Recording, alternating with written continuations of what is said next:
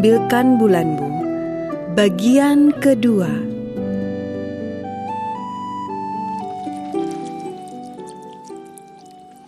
Bisa masak, Duk? Alhamdulillah bisa. Duk, bisa nyetrika? Bisa juga, Tuan. Ya wis, sekarang kamu ikut dulu bersama Bi Ami. Kamu bisa bantu-bantu Bi Ami. Nanti ibu carikan keluarga untuk kamu membantu. Ya, Nduk ya? Iya, Bu. Iya, hatur nuhun. Sudah ingin dia pamitan dan menyatakan gembira kepada Bi Ami. Tapi sebelum Bi Ami pamitan, ibu bertanya lagi. Nduk, kamu berapa tahun toh? 9 tahun, Tuan. 9? Bapak menyembulkan lagi kepalanya. Anak-anak melirik. Tidak melanjutkan sekolah, Tonduk. Saya tidak sekolah, Bu. Ibu mengerutkan keningnya. Tapi tidak ada lagi pertanyaan sampai Bi Ami dan Lia pamitan. Lia merangkul Bi Ami di dalam kamar. Mereka baik-baik ya, Bi? Katanya. Bi Ami mengangguk. Setiap hari tugas Lia adalah membantu Bi Ami menyiapkan sarapan pagi. Lia belajar bagaimana membuat nasi goreng yang bumbunya komplit. Membuat roti bakar dengan panggangan yang selama Lia bekerja di rumah-rumah di kampung belum ada yang punya. Membuat susu tanpa gula yang takarannya pas bagi setiap orangnya. Iwan susunya mesti manis sekali, sementara Reka tidak terlalu manis. Setelah mereka pergi dari rumah, Lia membereskan tempat tidur anak-anak dan membersihkan ruang dalam dari debu. Selebihnya Lia hanya memiliki waktu bebas, paling membantu Bi Ami memasak untuk makan siang, mengerjakan suruhan kalau ibu menyuruh, sore menyiram tanaman. Kadang kalau Bi Ami ke pasar dengan diantar Mang Engkus, Lia ikut. Lia sering duduk di depan. Dia sering membayangkan seandainya yang ada di sampingnya menyetir adalah apa, dan yang duduk di belakang itu emak. Wah, kesenangan hidup seperti apa yang dialaminya. Kalau sudah melamun begitu, Mang Engkus sering menggoda. Katanya, Lia sudah ingin didekati laki-laki. Mang Engkus kalau menggoda keterlaluan. Tidak ada pikiran seperti itu di kepala Lia. Di kampung memang anak seusianya sudah banyak yang dipingit untuk kemudian dicarikan jodohnya. Tapi banyaknya waktu untuk beristirahat itu malah tidak disukai Lia. Dia sering bertanya kepada Bi Ami. Sekarang apalagi yang mesti dikerjakan Lia, Bi Ami? Sok, Neng. Kamu istirahat saja dulu. Tiduran sana, dari pagi kerja terus. Tapi Lia tidak mau. Bila Bi Ami sudah mengatakan seperti itu, dia akan mengerjakan apa saja yang pantas dikerjakan. Menyapu lantai yang terlihat berdebu, membereskan tempat sepatu, menggunting daun-daun yang sudah menguning di taman.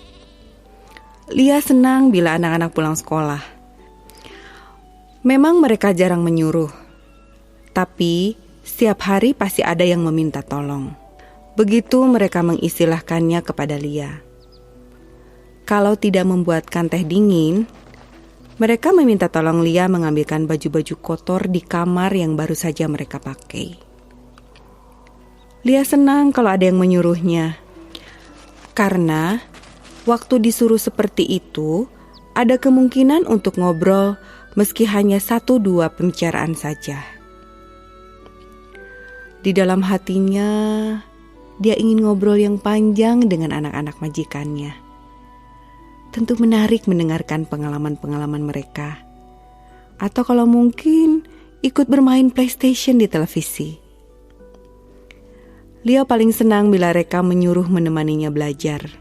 Selain senang, karena sering dikasih persen baju bekasnya yang masih bagus-bagus. Juga senang karena Reka sering bercerita pengalamannya di sekolah atau di tempat kursus.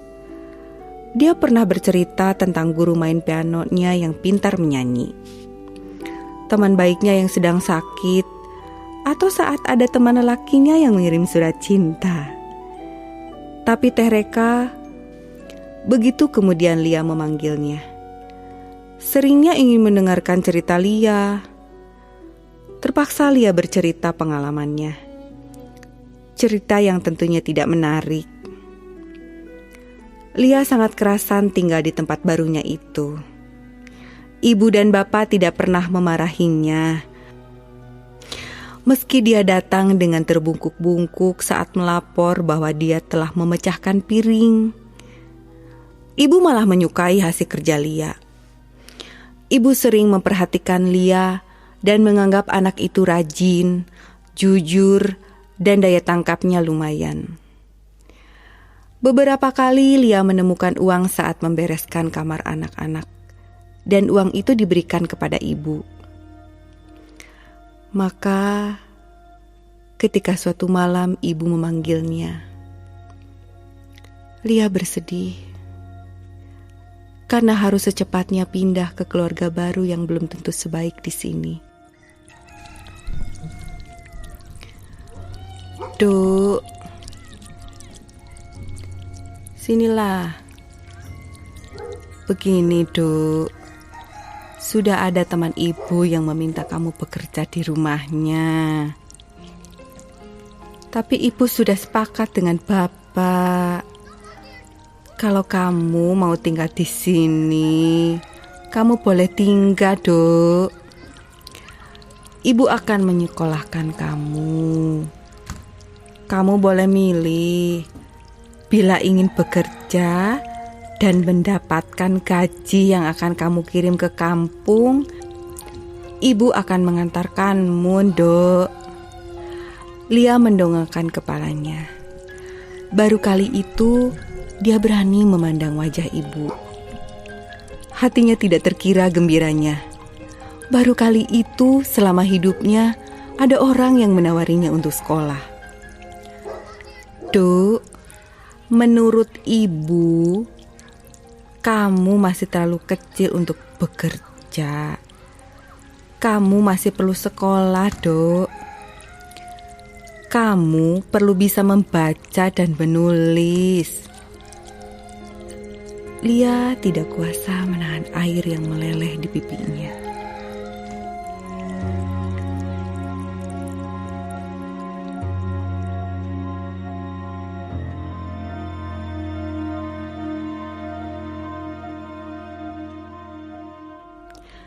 Kalung persaudaraan. Hari pertama masuk sekolah, Lia merasa apa yang dilakukannya ada dalam mimpi. Biasanya, dia hanya melihat senang saat anak-anak majikannya sarapan sebelum pergi ke sekolah. Hari ini, dia sendiri yang mesti sarapan. Berkali-kali Lia melihat dirinya di kaca. Baju seragamnya yang telah dibelikan ibu 3 hari yang lalu ditepuk-tepuknya. Berkali-kali dia meminta pendapat Bi Ami. Kamu memang pantas memakai seragam itu, Neng. Kamu cantik. Mudah-mudahan kamu cepat pandai. Orang pandai itu lebih berguna dan disayang Tuhan. Iya, kalau pandainya tidak menipu. Tentu jangan menipu orang, Neng. Kamu mesti seperti bapak yang pergi setiap hari diantar sopir. Kamu mesti membantu orang yang kesusahan. Orang pandai yang menipu itu adalah orang yang menyia-nyiakan anugerah Tuhan, Neng. Terdengar ibu memanggil Lia. Saat itu di ruang tengah, bapak, ibu, dan anak-anak sedang sarapan. Cepat, Neng. Kamu mesti siap-siap. Ayo cepat, Neng. Lia mengangguk. Diciumnya pipi Bi Ami sebelum dia keluar. Bi Ami mengerjapkan matanya. Berbahagia sekali dia melihat Lia begitu bersemangat. Anak itu memang sejak kecilnya tidak merepotkan. Mesti telah ditinggal orang tuanya. Bi Ami tahu saat Lia selalu mengintil neneknya membantu mengerjakan pekerjaan dapur di rumah orang-orang kaya di kampung. Selain itu, Lia juga sebenarnya masih ada kaitan saudara dengannya. Ibu nenek Lia dengan ibu Bi Ami itu adalah adik kakak. Tapi meski saudara, bisa membantu apa Bi Ami melihat saudaranya kesusahan? Dirinya sendiri waktu itu morat-marit. Sejak bencana di lereng gunung itu, tanah garapan yang merupakan tanah pemerintahan itu tidak boleh digarap lagi. Dia dan anak satu-satunya pun tidak bisa berbuat apa-apa selain menjual tenaga kasarnya yang hanya cukup untuk menutup rasa laparnya sendiri. Sampai anugerah itu datang saat dia bekerja di kota dan sedikit-sedikit bisa menabung untuk membeli sepetak tanah yang saat ini digarap anaknya. Karena itu, melihat Lia, Bi Ami punya harapan baru.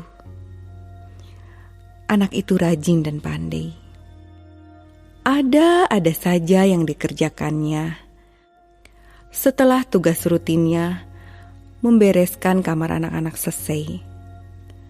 Kalau tidak membereskan ruang dalam, Lia akan tahan berjam-jam merapikan tanaman di taman. Selalu saja anak itu tidak mau bila disuruh istirahat. Bi Ami mengerti, seumur dia yang masih anak-anak telah kenyang dengan pengalaman bekerja.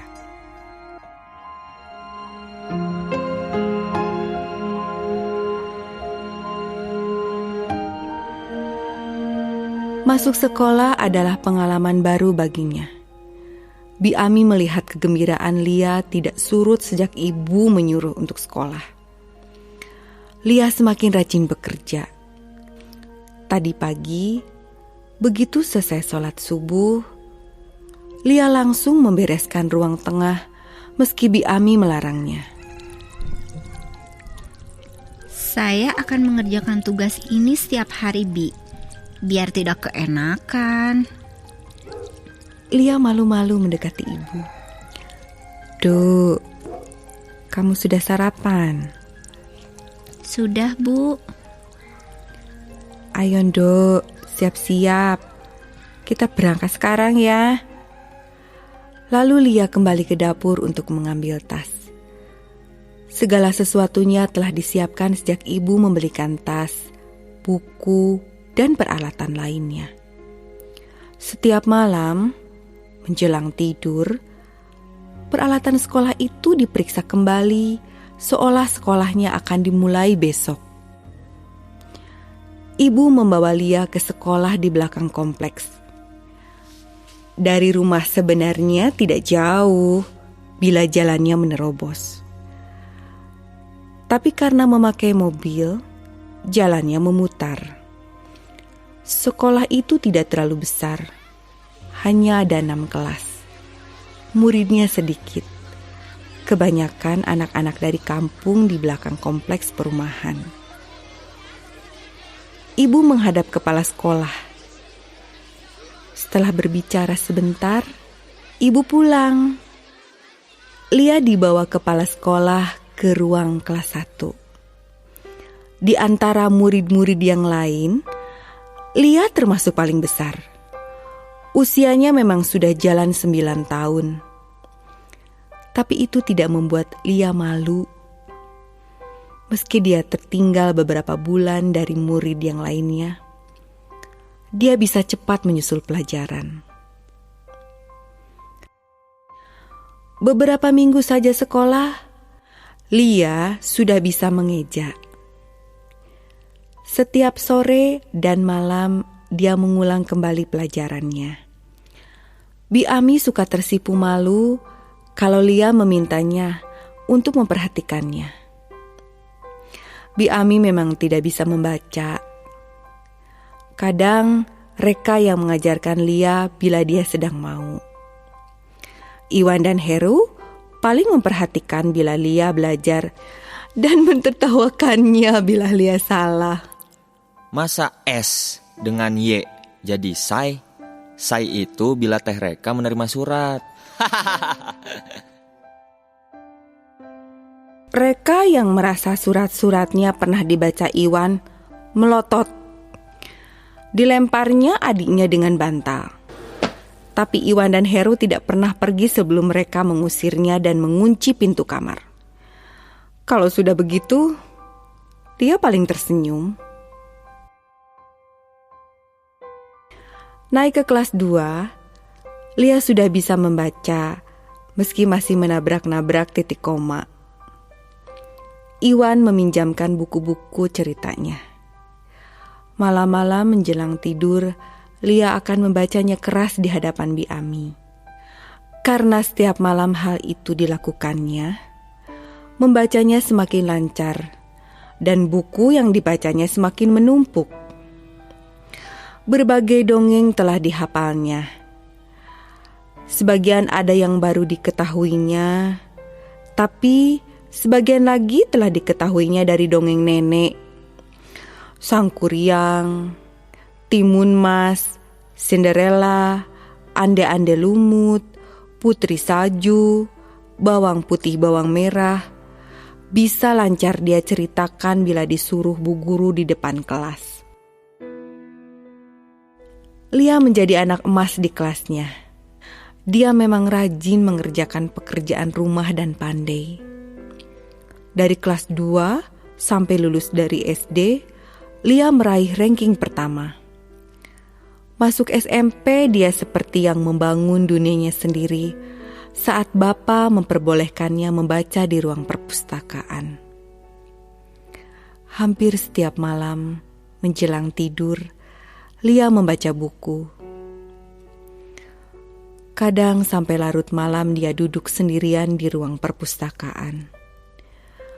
Dunia dibangun oleh buku-buku beragam bahasanya. Pandangannya terbuka melihat dunia yang baru dimasukinya. Tapi tugas sehari-harinya tidak berubah. Bangun pagi, sholat subuh, beres-beres ruang depan, kadang membantu Bi Ami mencuci piring, dan berangkat sekolah. Berkali-kali ajakan Iwan untuk ikut begadang bila malam minggu tiba ditolaknya. Dulu pernah dia ikut bersama Reka makan malam di luar. Katanya sekalian cari angin. Tapi sekarang segalanya menjadi tidak menarik perhatian selain buku-buku. Kenapa sih kamu? Kayak profesor aja. Ayo ikut, mumpung malam minggu nih. Lia menggeleng. Hubungan majikan pembantu memang mengalami perubahan terhadap Lia. Reka, Iwan, dan Heru sudah tidak lagi menganggapnya pembantu. Apalagi setelah mereka belajar ngaji bersama seminggu 2 kali di rumah. Dalam mengaji, Lia lebih lancar daripada Iwan dan Heru. Dulu, hampir setiap malam nenek memang mengajarkannya. Tanpa malu-malu, Iwan meminta perhatian Lia bila dia mengaji. Sesekali mereka malah saling mengejek. Ibu dan bapak juga jarang menyuruh yang berat-berat. Dan sekarang, Lia telah menemukan dunianya sendiri. Dunia yang penuh impian yang sempat hilang semasa kecil. Kali ini aja saya temenin. Please Lia, please. Aku bisa bantu kamu kalau kamu mau. Lia melempar bukunya. Kemana? Udah ikut aja. Ganti baju kamu yang bagus ya. Baju yang dipakai Lia tidaklah terlalu bagus. Kebanyakan baju yang dipunyainya adalah pemberian Reka. Tapi Iwan sempat bengong saat melihat Lia keluar dari kamar. Celana coklat muda yang lebar ke bawahnya dan kemeja coklat tua bermotif bunga-bunga membentuk Lia menjadi makhluk asing di mata Iwan. Perpaduan feminim dan maskulin bermuara di tubuhnya yang semampai. Setiap hari, Lia melakukan pekerjaan rutinnya memang tidak beda dengan senam untuk menjaga kebugaran tubuh yang dilakukan gadis-gadis lainnya. Wajahnya yang berbedak tipis begitu cerah, dan rambutnya yang dibiarkan panjang terurai seperti gadis di iklan sampo. Kenapa Iwan menatapku seperti itu? Gak apa-apa, gak. Kamu pergi lewat belakang ya. Saya nunggu di jalan. Mumpung hanya mama yang nonton TV. Malam minggu memang malam kebebasan bagi anak-anak yang diberikan ibu dan bapak. Mereka boleh pergi asal meminta izin terlebih dahulu. Reka malam itu pergi bersama teman-teman kuliahnya. Heru tidak kelihatan batang hidungnya sejak sore. Dan Iwan malam itu akan menghadiri ulang tahun temannya. Dia memang telah mendapat izin mama, tapi tidak dengan mengajak Lia. Karena itu, dia memilih Lia pergi sembunyi-sembunyi daripada mama menginterogasinya. Waktunya bisa melebar. Iwan sudah menunggu dengan sepeda motornya di jalan saat Lia datang. Jam di tangan Iwan menunjukkan pukul 18.30. Langit cerah. Bintang-bintang mulai muncul. Jalanan penuh dengan kendaraan saat mereka memasuki jalan raya. Mobil hanya bisa maju sedikit-sedikit, tapi motor Iwan bisa meliuk-liuk di antara mobil yang berdempetan. Malam minggu memang saat yang leluasa untuk jalan-jalan bersama keluarga atau siapa saja yang menjadi orang dekat. Kemana kita, A? Teriak Lia. Suaranya berbaur dengan bunyi kendaraan. Nanti aku terangin. Kamu pegangan ya. Saya bakal ngebut nih. Nanti bakal nyalip-nyalip. Hampir copot jantung Lia karena motor Iwan seperti melonjak-lonjak. Sepanjang jalan dia istighfar. Astagfirullah. Sampai Iwan menghentikan motornya di sebuah toko kado. Saya mau ke ulang tahun temen. Nanti kamu di sana ngaku pacar aku ya. Pacar? Iya. Soalnya syarat ke sana kalau mau datang memang harus bawa pacar. Kalau enggak ya diledekin habis-habisan gue. Pacar kamu kemana? Bego. Siapa pacar gue? Beberapa waktu lalu, Iwan pernah cerita kalau dia naksir Yesi, tapi gadis itu menolaknya. Oke, kamu mau janji? Iya, saya janji, Iwan. Suasana pesta teman Iwan surprise buat Lia. Dia memang baru pertama kali datang ke pesta seperti itu. Para remaja yang hadir berdandan habis-habisan. Mereka cantik-cantik dan cakep-cakep. Para gadis banyak yang memakai tank top yang memperlihatkan sebagian perut. Polesan wajah berwarna-warni. Persis seperti remaja yang sering nongol di layar televisi. Lia mengurut dada melihatnya. Mengapa mesti menjadi tren hal seperti itu batinnya? Percaya diri? Bukankah adanya di dalam hati dan pikiran? Bukan dari dandanan merepotkan dan mengundang seperti itu. Lia yang memakai celana dan kemeja panjang tentu berbeda dari yang lain. Tapi laki-laki banyak yang melirik karena kelainannya itu.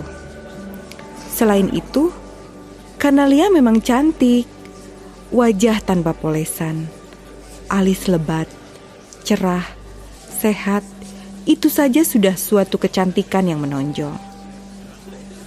Ruangan yang besar itu penuh dengan balon. Makanan tersedia di setiap sudut. Sound system menumpuk di salah satu sudut. Itu semua menarik perhatian Lia. Tapi sebenarnya dia yang banyak diperhatikan orang saat Iwan memperkenalkannya. Jadi, kamu pacar Iwan? Tanya salah seorang teman Iwan yang lama tidak melepaskan salamannya. Lia mengangguk. Sejak kapan? kenapa mau sama Iwan? Sudah, lihat si Iwan melotot. Lihat, pacar kamu juga melotot. Kelompok Iwan yang datang memang membawa pacarnya masing-masing. Setelah acara pembukaan dan doa yang dibawakan orang tua yang berulang tahun, selanjutnya para tamu berjoget. Tapi Lia menolak ketika Iwan mengajaknya ikut berjoget. Loh, kenapa? Nggak mau Aa, saya mau pulang, sudah malam. Iwan mengantar pulang dengan diteriaki teman-temannya. Dia memang tidak begitu suka dengan pesta-pesta seperti itu. Yang penting, kegelisahannya beberapa hari ini terselesaikan. Dia tidak mau dicemoohi terus-terusan karena tidak punya pacar.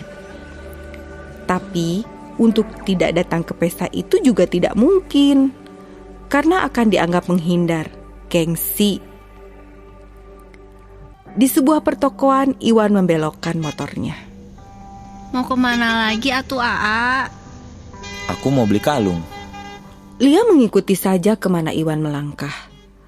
Pengunjung pertokoan itu masih padat.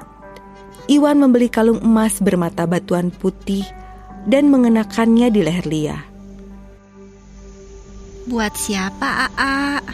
Buat kamu, sebagai tanda terima kasih aku. Atau kamu gak mau? Lia tersenyum. Dia memang tidak menyangka kejutan itu akan terjadi. Iwan melingkarkan kalung itu ke lehernya. Diciumnya tangan Iwan. "Terima kasih," katanya. Iwan menarik tangan Lia untuk pulang karena orang-orang memperhatikan mereka. Di sudut parkir, Iwan menarik tangan Lia. Aku ingin bicara tentang hubungan kita. Kamu mau gak ngedengerinnya? Lia mengangguk. Dadanya berdegup kencang. Kamu mau gak jadi adik sungguhan? Tidak pacar seperti tadi, atau seperti hubungan kita di rumah? Lia menunduk. Begitu surprise apa yang dikatakan Iwan. Lebih mengejutkan daripada suasana ulang tahun tadi. Lia, mau gak? Mau atuh Aa. Hampir tak terdengar suara Lia. Iwan merangkul Lia dan mencium kening adiknya itu. Sampai larut malam, Lia tidak bisa tidur.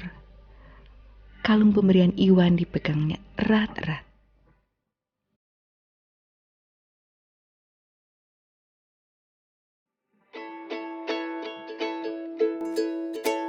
Dengarkan bagian selanjutnya hanya di channel Dengar Buku.